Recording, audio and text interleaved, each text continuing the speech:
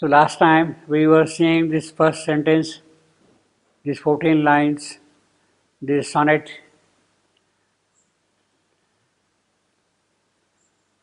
which is very complex. Complex not only in terms of understanding who this being is, but also from the point of view of poetic construction. The language, the complexity of clauses, subclauses, going back and forth, is quite unique in that sense. You see. Now it talks of a being stood immortal in transience. He is the delegate of the divine in us, in the phenomenal world, in the world of processes of time or sequence of happenings. A being stood immortal in transience.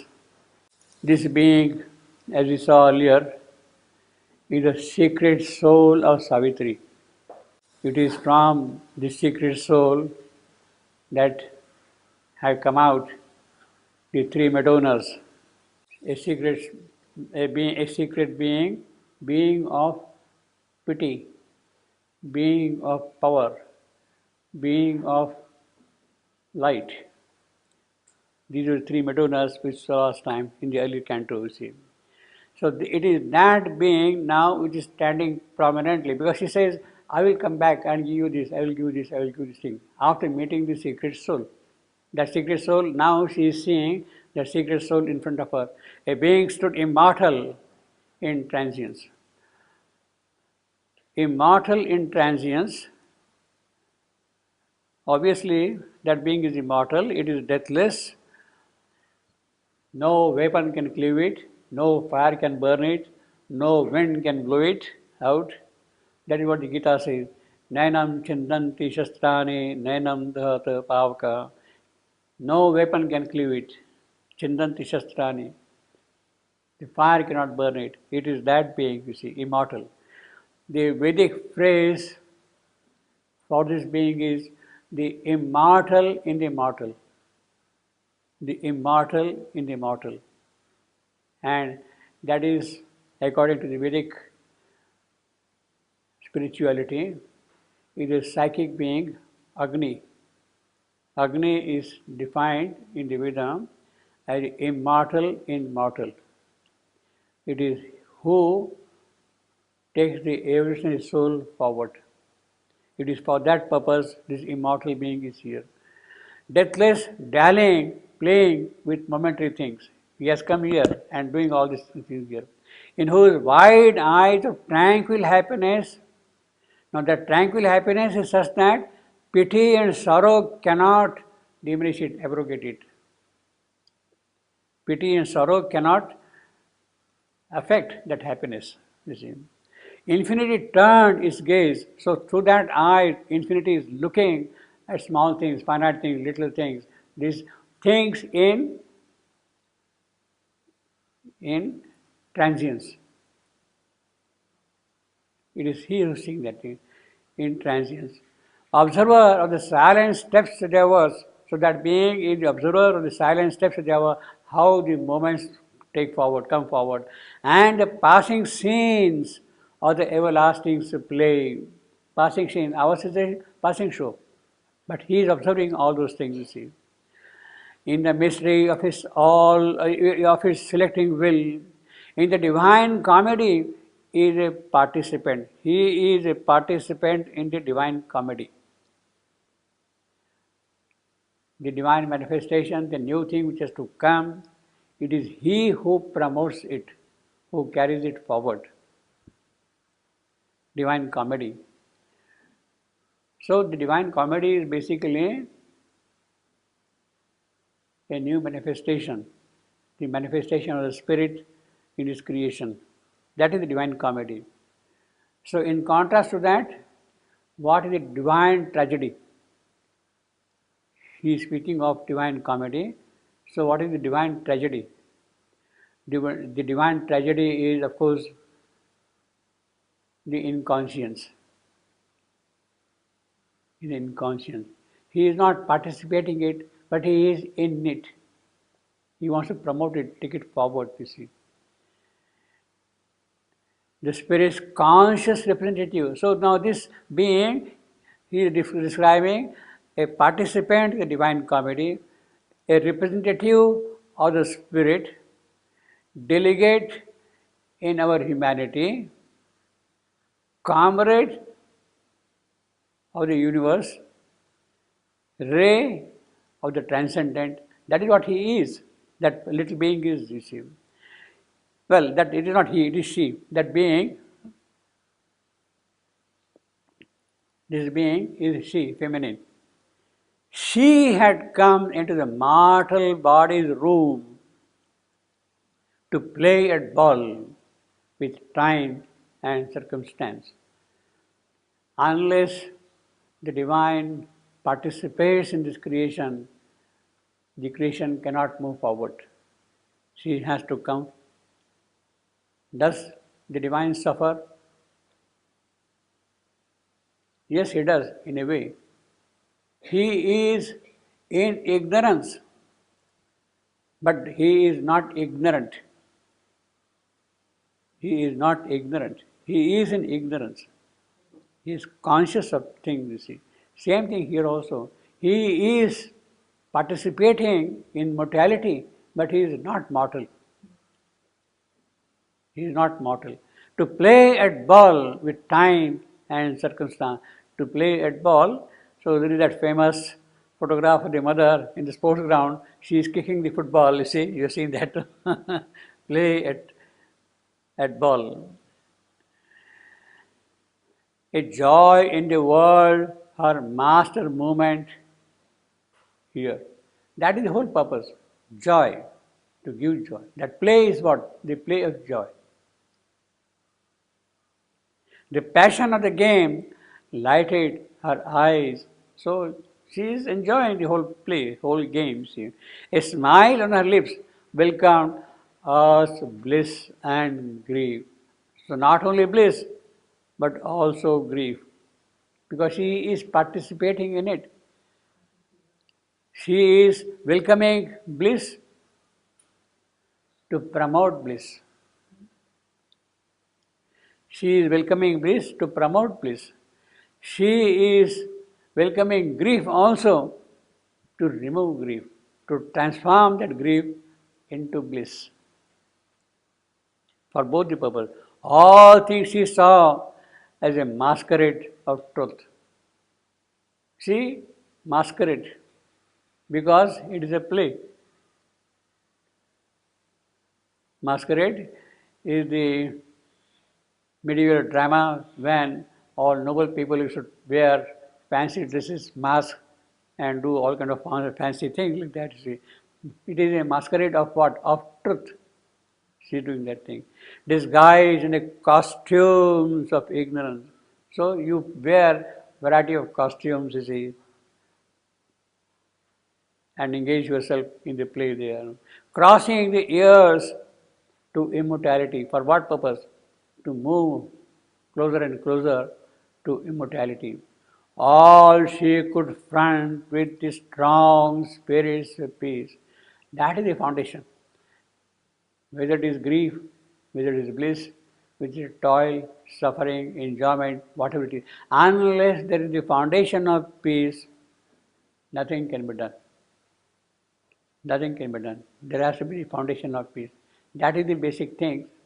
In fact, it is on infinite calm the whole world moves on.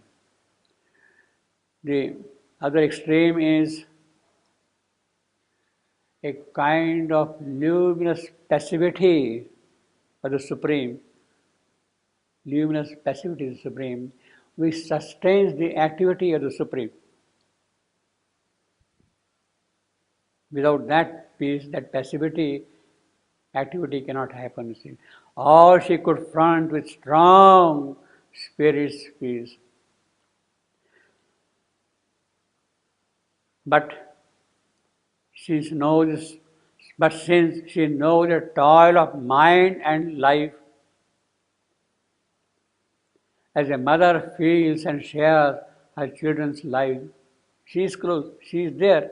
She is the mother of all those Madonna, mother of pity, mother of power, of might, mother of light and joy.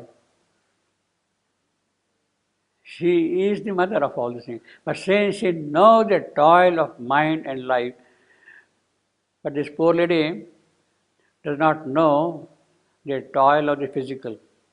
She knows only the toil of mind and life. She has to still work to take care of the physical, you see. That is what is going to happen. But since she knows the toil of mind and life, as a mother feels and shares her children's life, she puts forth a small portion of herself. Small portion of herself. She is the ansha. The Sanskrit phrase is ansha, portion. Ansha, small little bit. Ansha. Ansha sanatana. That is what the Gita says. It is the eternal bit which is there everywhere. I am the eternal bit present everywhere. That ansha sanatana. And the Gita also says, mamai ansha, my own portion. You are all here, my own portions. Mamai ansha. A small portion of herself. So she is the transcendental Shakti who is putting herself in every individual as her own being there. And it is that being who stood in front of Savitri now. Actually, this being, there are three things here. One is human Savitri. The second is Savitri as the incarnate divine. And the third thing is Savitri who is always there in the transcendent. It is the transcendental Savitri who incarnates herself here for a certain purpose. And she takes the human form, passes through the portals of the birth that is the death. She accepts the gateway of death to do something here. So that's the human Savitri. Now it is this human Savitri he is seeking her true being, the incarnate being. And that incarnate being is standing behind all those things. A being stood. It is that incarnate being who is standing behind.